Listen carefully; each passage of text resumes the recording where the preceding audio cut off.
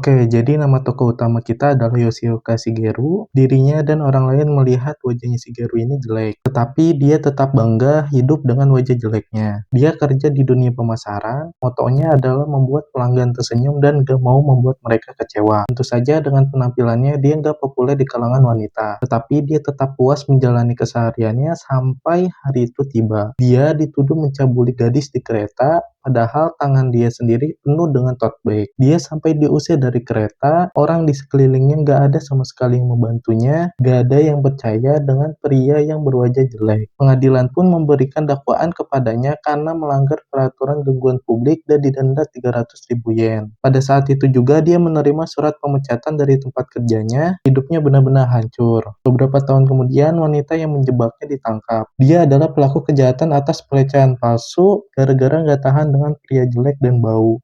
Mampus karma kan lu. Karena dia di bawah umur, dia hanya dikenakan tindakan pelindungan. Anjir, ini udah masuk akal sih. Lantas Shigeru pun merasa marah karena nggak mendapatkan keadilan. Tetapi dia nggak bisa ngapa-ngapain. Dia cuma bisa mengalah napas dan melihat dunia betapa kejam kepada seseorang dengan fisik yang tidak sempurna. Dia datang ke Disnaker, tetapi dia udah nggak bisa hidup normal karena trauma atas tuduhan palsu tersebut. Kemudian dia mulai dipandang sebagai pria jelek yang sulit berkomunikasi. Tanpa sadar, udah 6 tahun dia mengurung diri sebagai pengangguran. Tabungannya udah habis, kesehariannya hanya menghabiskan uang dari orang tuanya. Kemudian Shigeru melihat sebuah berita tentang kasus orang hilang. Dia juga ingin ikut menghilang, dan ketika dia sedang scroll berita tersebut, dia melihat sebuah komentar tentang tutorial ke isekai. Poin harus dialokasikan sebaik mungkin, dan ketika kembali ke dunia nyata, nyawa kamu akan berkurang menjadi setengah. Shigeru tertawa bahwa isekai itu mustahil ada. Dia termenung, saat ini jam menunjukkan pukul 2 pagi. Dia penasaran dan memulai ritual menuju isekai. Dia mengarahkan laptopnya ke utara, membuka jendela rumah, dan mengangkat kedua tangannya. Tiba-tiba,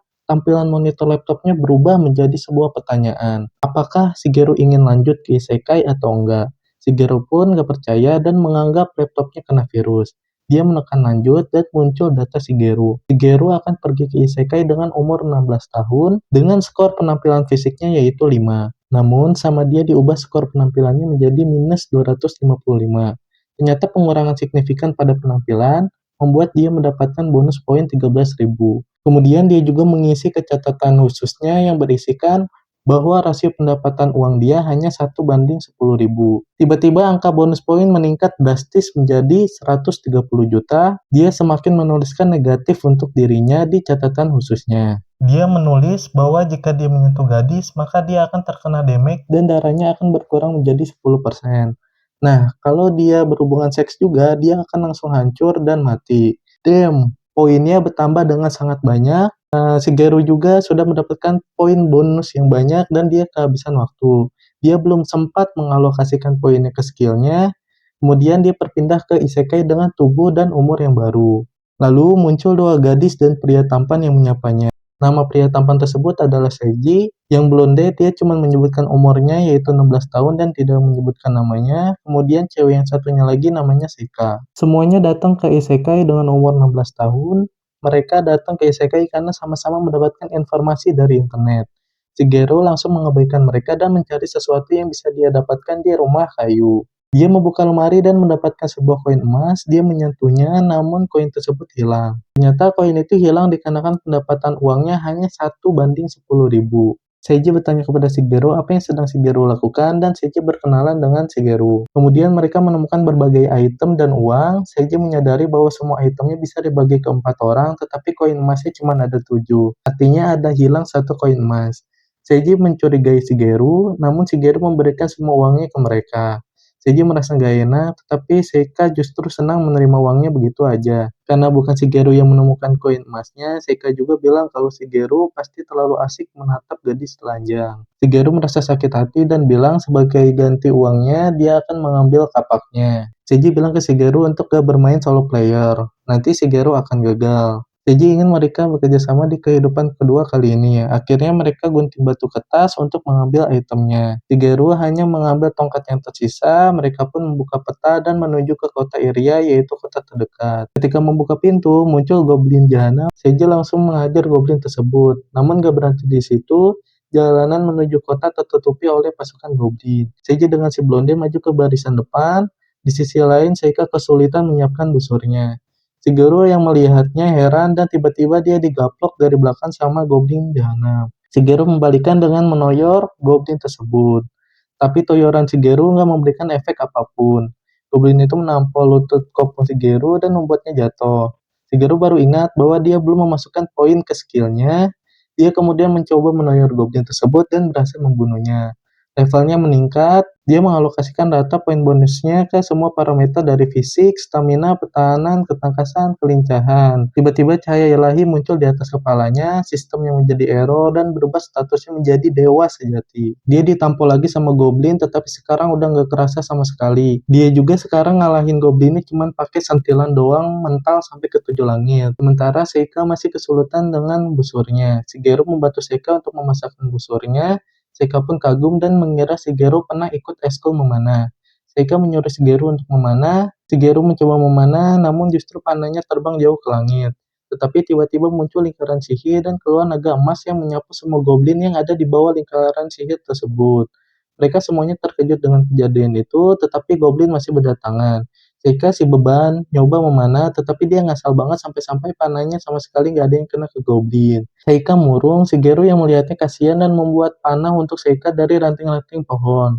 Seika kembali mencoba memanah, tetapi lagi-lagi nggak ada yang kena. Emang cewek beban, anjir.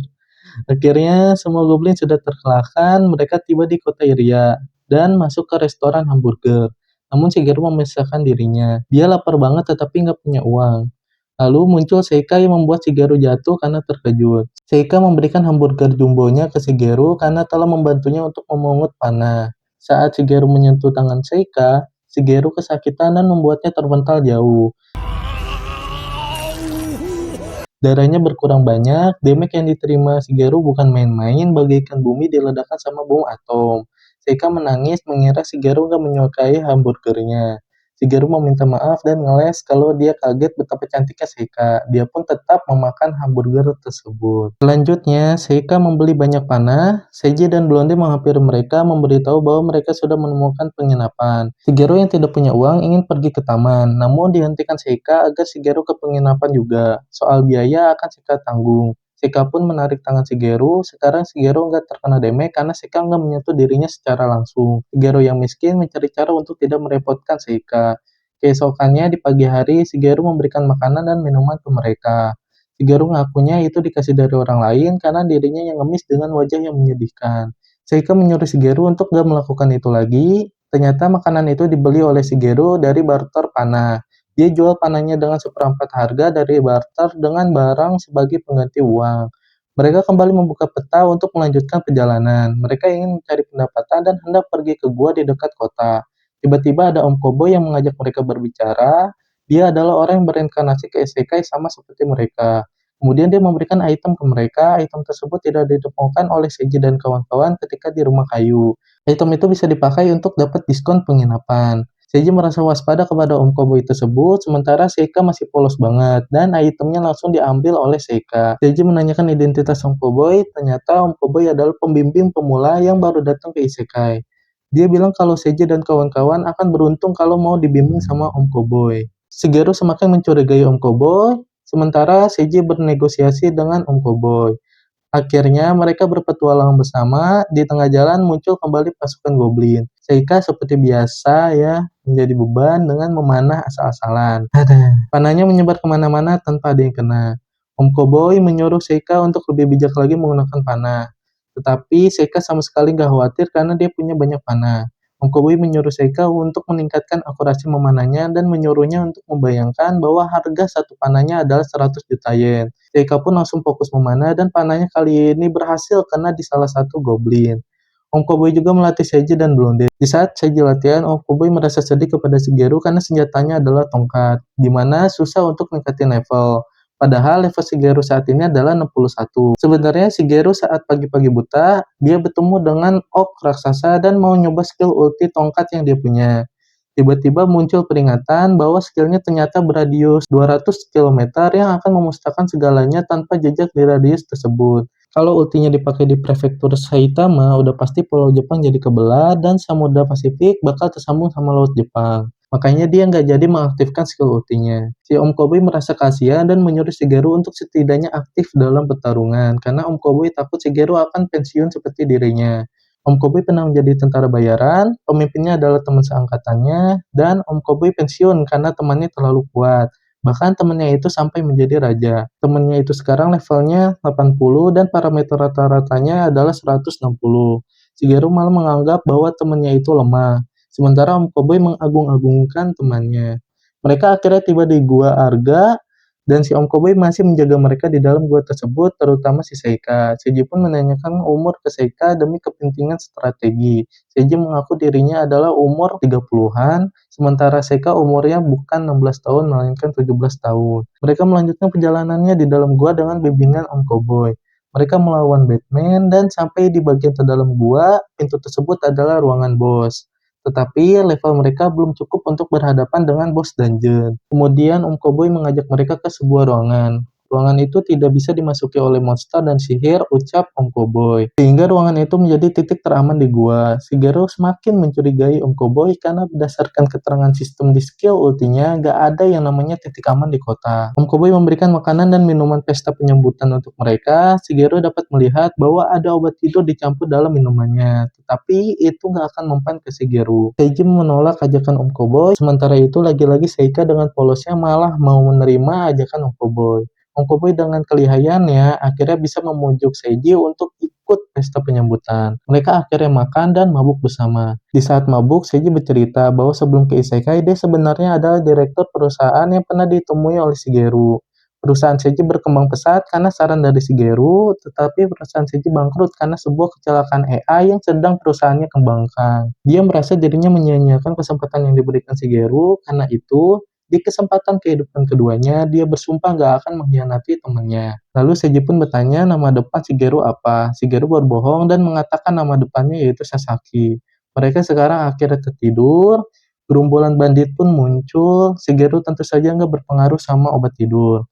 Mereka mulai memborgol tangan Shigeru, tiba-tiba Seiji bangkit dari tidurnya. Dengan sekuat tenaga, Seiji menahan dirinya supaya tidak tertidur untuk melindungi rekan-rekannya. Gerombolan bandit itu tetap mengikat tekannya, dan Seiji pun dicengkram sama bandit kucing. Shigeru masih memantau keadaan, Seiji memukul tangan bandit kucing tersebut yang membuat dirinya terlempar. Di saat Seiji terpojok, Shigeru muncul dengan gaya lompatan babi dan menimpa mereka. Shigeru menahan diri karena takut semuanya hancur. Seiji memberitahu ke Shigeru bahwa dia punya skill ulti. Shigeru menahan mereka dengan lompatan babi, dia dipukul tapi gak mempan.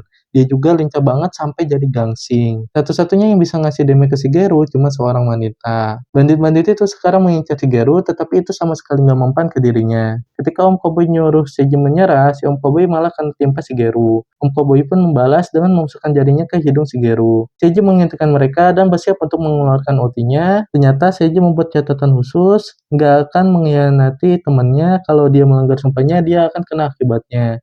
Sebagai ganti sumpahnya, dia dapat skill tersebut. Om Koboy dan pengikutnya ingin melumpuhkan tangan kanan Seiji karena ultinya Seiji lama aktifnya. Shigeru ngelindungin Seiji dari Om Koboy sampai akhirnya Seiji pun berubah jadi Super Saiyan dan bakal Kamehameha bandit-bandit tersebut.